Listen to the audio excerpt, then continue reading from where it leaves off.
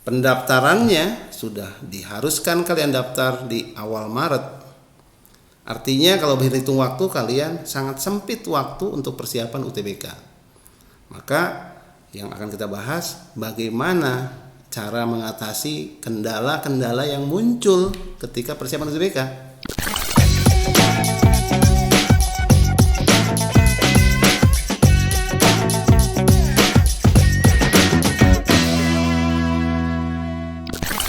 Assalamualaikum warahmatullahi wabarakatuh. Saya Asep Budianto, belajar sampai mati. Baik, kali ini kita akan coba menyambung pembicaraan yang sudah yang lalu tentang SNPTN. Kali ini kita akan coba kita bicarakan mengenai UTBK SBMPTN.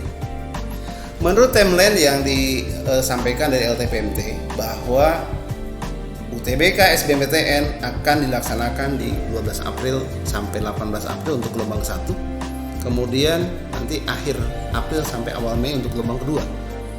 Pendaftarannya sudah diharuskan kalian daftar di awal Maret. Artinya kalau berhitung waktu kalian sangat sempit waktu untuk persiapan UTBK. Maka yang akan kita bahas bagaimana cara mengatasi kendala-kendala yang muncul ketika persiapan UTBK. Kendala pertama itu yang sering menjadi kendala yang dikemukakan oleh para siswa dan para orang tua ketika coba bertanya kendala yang muncul saat ini adalah pertama, sampai saat ini kalian masih banyak kerjaan, tugas sekolah, latihan, ujian sekolah dan lainnya, padahal kalian sudah harus berhadapan dengan ujian UTBK. Kendala yang kedua yaitu masalah keadaan pandemi. Pandemi menjadi permasalahan dan kendala karena pembelajaran tidak ketemu wajah, tidak tatap muka, melainkan dengan online. Nah, ini menjadi kendala para siswa yang katanya kalau belajar online itu tidak efektif. Lalu akhirnya menjadi kendala kedua. Yang ketiga, kendalanya adalah saking banyaknya apa yang harus dikerjakan, kendalanya adalah manajemen waktu. Bagaimana cara mengatur waktu dan lainnya. Maka tiga kendala ini sebenarnya kendala umum. Dan mestinya ketika kita berkomitmen untuk persiapan UTBK dengan waktu tersisa, maka kendala ini harus coba kita hilangkan. Bagaimana caranya? Yang pertama adalah hilangkan kendala ini dengan cara sadari bahwa tiga kendala ini kendala umum. Artinya dipunyai oleh semua siswa yang mau ke UTBK. Maka tinggal kalian pilih, kalian mau coba atasi atau kalian coba nyerah. Ini sudah ada surveinya. Ternyata terdapat 60% yang sudah menyerah, ada 40% yang masih optimisme tinggi. Maka yang tadi pertama sadari ini umum dan kalian harus masuk, pancangkan, kuatkan diri kalian harus masuk dulu ke golongan 40% optimisme tinggi. Yang kedua, untuk coba mengatasi kendala yang tadi adalah kalian harus menargetkan sesuatu impian yang cukup tinggi. Bahasa lain, ekspektasinya harus tinggi. Kenapa seperti itu? Secara psikologi, kalau kalian memberikan ekspektasi yang cukup tinggi, maka semua rintangan dan kendala itu ada di bawahnya. Ini akan nyambung dengan yang ketiga. Yang ketiga itu biasanya kalian tidak punya atau belum punya impian dengan ekspektasi tinggi adalah kebingungan menentukan jurusannya nanti apa. Kalimat menentukan penjurusan atau apa pilihan jurusan yang harus saya ambil itu menjadi hal ketiga untuk mengatasi kendala tadi. Kenapa? Karena saat kalian bertanya apa pilihan saya yang terbaik, karena kalimat itu sudah menjadi persediaan kurang baik.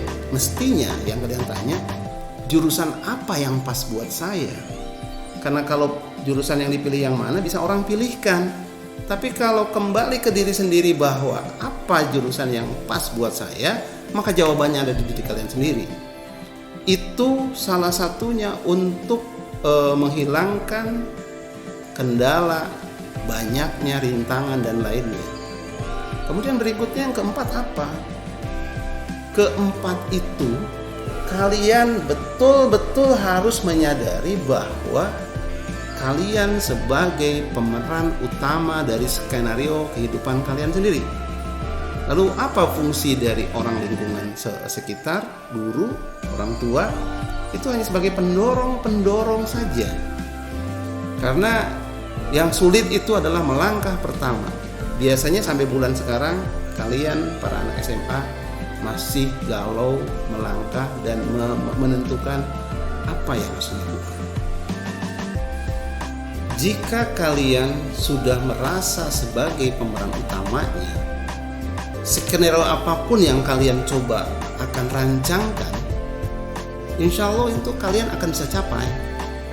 Karena tadi ketika kalian menyebut bahwa kendala itu muncul, itu kan yang menyebut diri sendiri.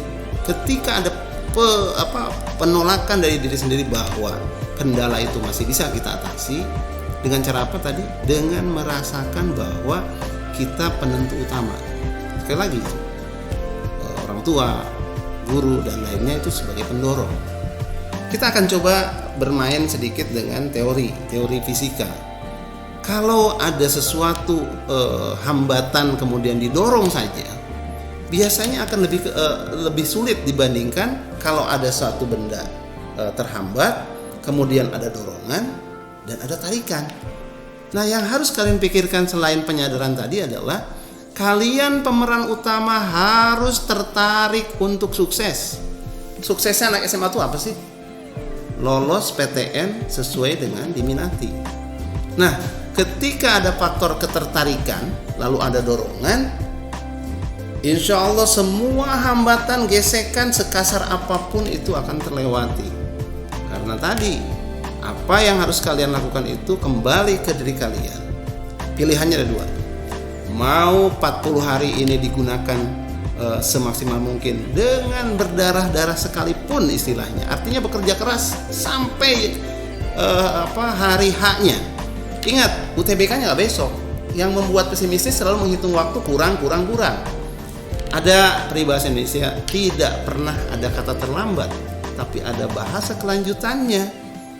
Tidak ada orang sukses yang berleha-leha. Apa peribahasanya? Berakit-rakit ke hulu, berenang ke tepian. Artinya kalian harus boleh memilih sekarang. Bekerja keras dalam sebulan, artinya akan lebih terbuka kehidupan ke depan dengan mendapatkan jalur perguruan tinggi yang kalian minati. Atau tinggal pilih yang kedua. Kalian tidak ngapa-ngapain dalam 40 hari ini, lalu kalian akan menyesal seumur hidup. Bukan berarti nggak ke PTN itu nggak sukses. Salah satu faktor untuk kesuksesan kalian adalah SMA, lalu ke PTN yang baik sesuai dengan peminatan, lalu kalian akan berkarir sesuai dengan passion kalian. Jadi inti persoalannya apa? Penghilang kendala ini, Pak. Jadi kendala manajemen waktu, kemudian banyak sekali kegiatan. Inti persoalannya adalah kembali ke diri kalian. Sadari bahwa ini peran utamanya dari kalian. Saya kira untuk kendala apapun, ketika kalian berekspektasi cukup tinggi, lalu berkomitmen dengan cukup tinggi, semua kendala dan rintangan akan di bawahnya. Saya kira begitu. Saya Asep Budianto, belajar sampai mati. Sampai hari H buat kalian masih ada waktu. Selalu waktu itu cukup. Wassalamualaikum warahmatullahi wabarakatuh.